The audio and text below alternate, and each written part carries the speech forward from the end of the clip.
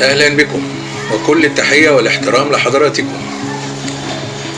يرى غير واحد من مؤرخي الحضارة أن الأندلس هي أم الحدائق والمتنزهات الإسلامية، وإذا كان الأمر كذلك وهو بالأحرى كذلك فإن أبوها في شبه القارة الهندية، حيث العديد من الحدائق والمتنزهات البديعة المنشأة منذ مئات السنين، وما زال بعضها قائما إلى الآن يستقطب ملايين الزوار من كل أرجاء الدنيا ليقضوا أوقات لا تنسى بين أحضان الطبيعة الساحرة، ويشاهدوا من فنون الهندسة فرائد لا مثيل لها من قنوات ونوافير ومعالم تحمل عبق التاريخ والحضارة.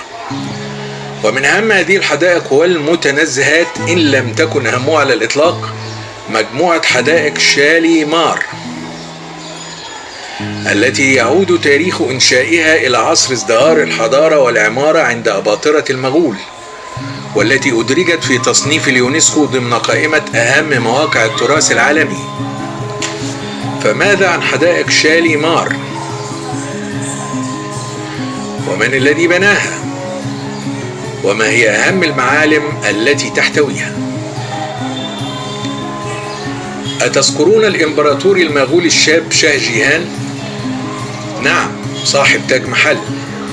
إنه أيضا هو صاحب حدائق شاليمار، حيث أمر بتشييدها في العام 1641 ميلادية، وأوكل إلى خليل الله خان وضع التصميمات والإشراف على التنفيذ، وهو أحد النبلاء المقربين إلى الشاه، والذي اشتهر كمهندس معماري من خلال تصميمه وتنفيذه للعديد من المباني التاريخية، وفي مقدمتها تاج محل. وقد عاونه في التنفيذ كل من المهندس علي مردان خان والملا علاء الملك التوني. وشاليمار في اللغة السنسكريتية تعني دار البهجة، وهي بالفعل كذلك، حيث تبعث البهجة والسرور على زوارها.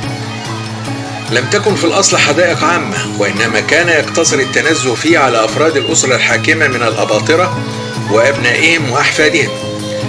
ظلت على هذا الحال فترة طويلة من الزمن إلى أن صارت حدائق عامة يأتي إليها السياح من كل مكان في العالم. وتقع حدائق شاليمار على مساحة تقارب 16 هكتارا.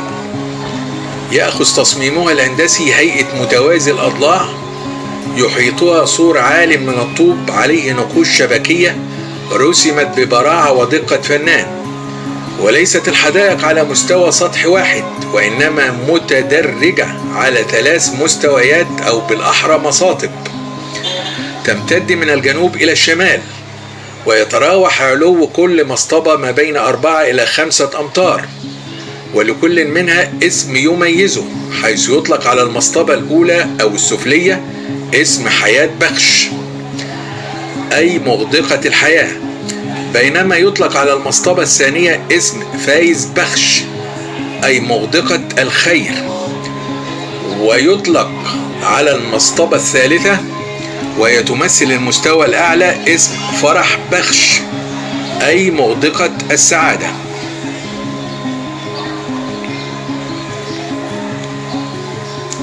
ومن أهم ما تشتهر به حدائق شاليمار كثرة نوافيرها التي تتنوع أشكالها بصورة كبيرة، وقد أحصي منها 310 نافورة توزيعها كالتالي: في المستوى السفلي 153 نافورة، في المستوى المتوسط 152 نافورة، في التراس العلوي 105 نافورة، وجميعها تستمد مياهها من قنوات ممتدة وموزعة على كافة أرجاء الحدائق، وتقذف هذه النوافير مياهها بعلو عدة أمتار.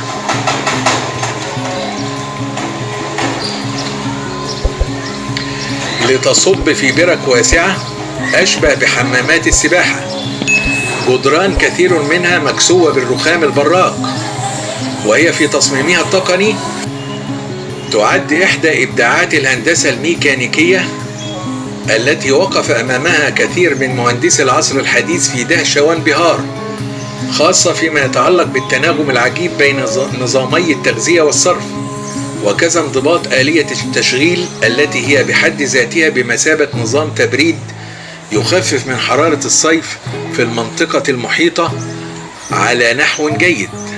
ويبعث على الارتياح لكافة الزائرين. وإلى جانب هذه النوافير سمت 5 شلالات اصطناعية لا تقل دقة وإبداع في تصميمها وهندستها عن النوافير، بل بالأحرى تزيد عنها في ذلك. وقد وزعت أماكنها على مواقع تم اختيارها بعناية من المنظور البيئي وبما يتوائم مع طبيعة التضاريس في المنطقة. وتضم حدائق شاليمار عدد كبير من أنواع الأشجار والشجيرات والنباتات، كلها مثمر ومزهر ومعطر، وهي موزعة في كل المناطق بحيث تنتشر روائحها الفواحة في الطرقات والممرات التي يتنقل فيها الزوار ليصلوا إلى المعالم والأبنية الموزعة على الحدائق.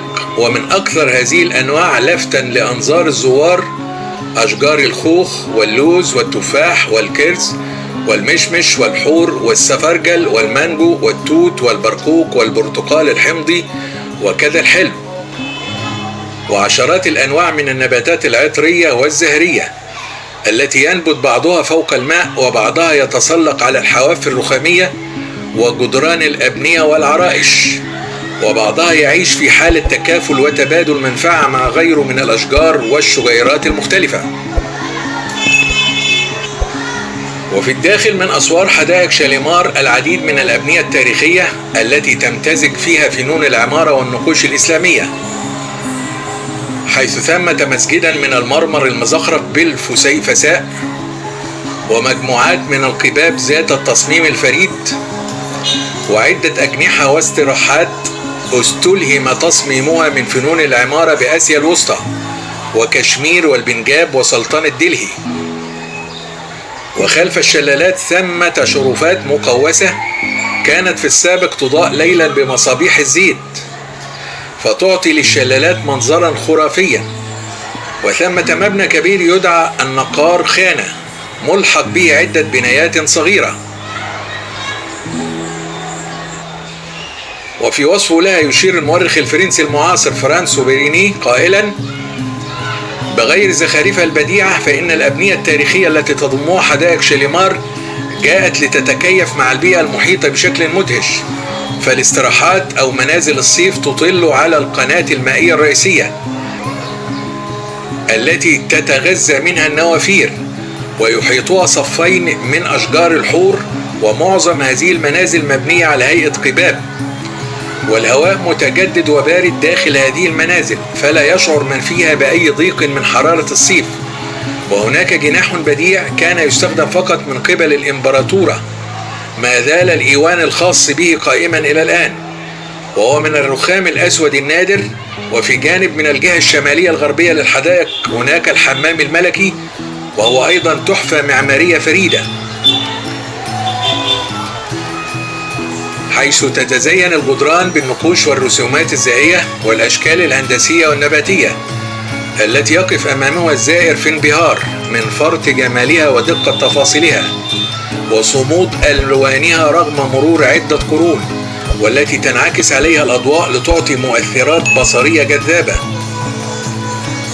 وفي القطاع الأوسط من الحدائق هناك عشرات المنحوتات الصخرية المصقولة التي تصطف على جوانب القنوات المائية لتعطي منظرا ساحرا بانعكاس ضوء الشمس عليها وقت الغروب. ويشير كونستانتين فيليز سيتراوت إلى أن تصميمات الأبنية التي تحتويها حدائق شاليمار هي نموذج ممتاز على ما صار يعرف مؤخرا بالأبنية الخضراء صديقة البيئة، حيث أن هناك عوامل مشتركة عديدة تؤكد عبقرية توظيف علم البيئة في كافة الأبنية والمكونات المحيطة بها.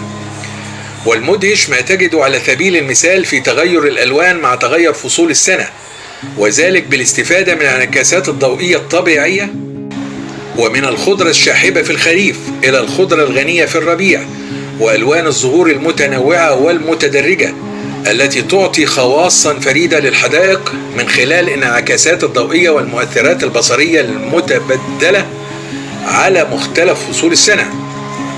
وتقول الألمانية دكتورة زيجريد هونكا: في حدائق شاليمار شهادة استثنائية على الابتكار والبراعة والإبداع، لدى المغول الذين أظهروا الاستفادة إلى أقصى درجة من منحدرات الأرض وعطاءات البيئة المحلية للخروج بمشهد جمالي خيالي قلما تجد له مثيلا في أي مكان آخر من المعمورة الأرضية.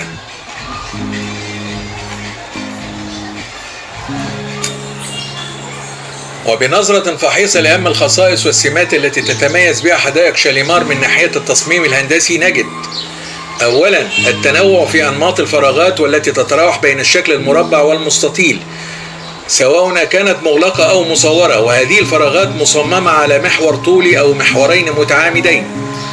ثانيا، تتسم العناصر المائية بقلة ارتفاعية وعادة تقع على محاور التكوين وعند تقاطعاته، وتستغل فروق المستويات في عمل المساقط المائية، ويعتبر عنصر الماء وسيلة لربط الفراغات الداخلية بالفراغات الخارجية.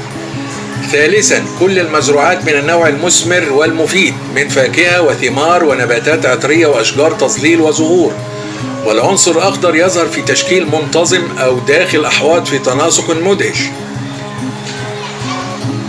رابعا، جاء تصميم الحدائق متوائما مع المتطلبات الوظيفية للمجموعات المعمارية وكذا الظروف الطوبوغرافية والمناخية. خامسا، تعكس فنون النقش والألوان التي تظهر في الأشرطة المكتوبة والزخارف الهندسية والنباتية والزخارف المركبة مدى التوافق بين الموروث الثقافي والديني والتأثر الحضاري. سادسا، تتدرج الوظائف من العام إلى الخاص، حيث أن المداخل في الفراغات العامة محورية، أما في الأفنية الخاصة فتكون غير مباشرة ولا تقع على محور التكوين. سابعا، تنعكس عبقرية المصمم ومهارته في المتتابعات البصرية ومسارات الحركة وزوايا الرؤية والاتصال البصري بين الفراغات الداخلية والخارجية والتواؤم مع المؤثرات الاجتماعية. ثامنا، تتناسب أبعاد الفراغات الحضرية مع نوع الفراغ ووظيفته وتصميمه. تاسعا، يوفر الفراغ الحضري قدرا كبيرا من الإظلال بمختلف وسائله كاستخدام التشجير الكثيف والممرات المسقوفة والعرائش والتكوين المتضام واستعمال المشربيات في الشرفات.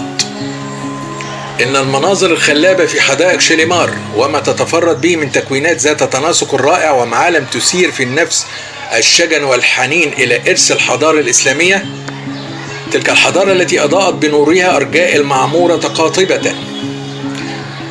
والحقيقة أن حدائق شاليمار ينطبق عليها المثل القائل: ليس من رأى كمن سمع.